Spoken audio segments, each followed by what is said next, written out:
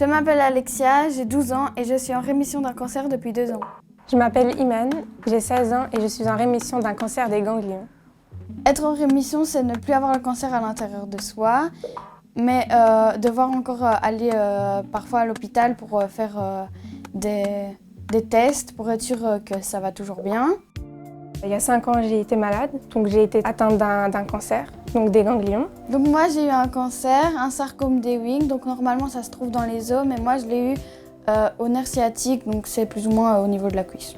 Moralement, psychologiquement, c'est très compliqué.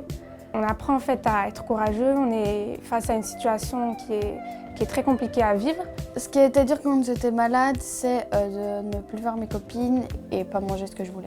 Forcément, c'est la perte des cheveux qui a été très compliquée et aussi la fatigue qui a été vraiment forte présente. On passe la journée à rien faire, à subir les traitements et c'est tout.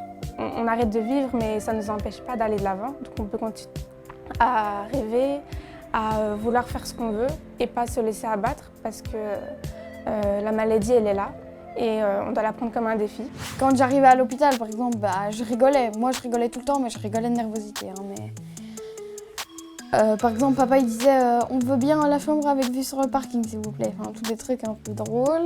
Quand je faisais des journées à l'hôpital pour suivre mes chimios, je recevais souvent des professeurs qui venaient me visiter et qui me donnaient cours sur des matières. À la fin de mon traitement, donc j'ai pu avoir cours en visio avec ma classe. J'avais mon ordinateur sur mon bureau là-bas, comme si j'étais en classe.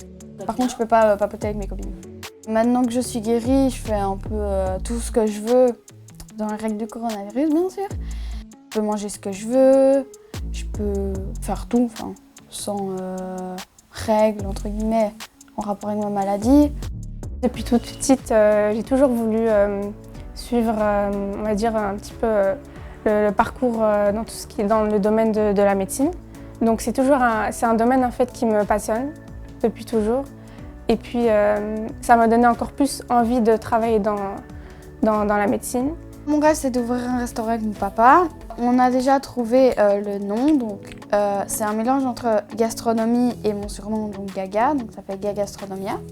On adore cuisiner ensemble et la chose que moi je préfère faire, c'est mon plat préféré, donc l'œuf parfait. Quand on a appris la nouvelle, on a été, nous, extrêmement choqués, autant qu'elle.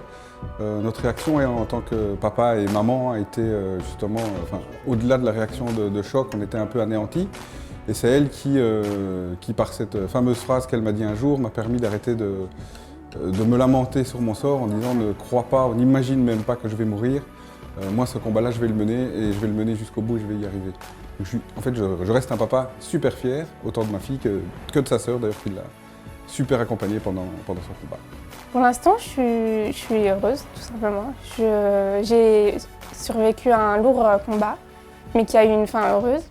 C'est ce qui a fait ce que je suis aujourd'hui. Donc une nouvelle personne, on est plus courageux, on est beaucoup plus fort.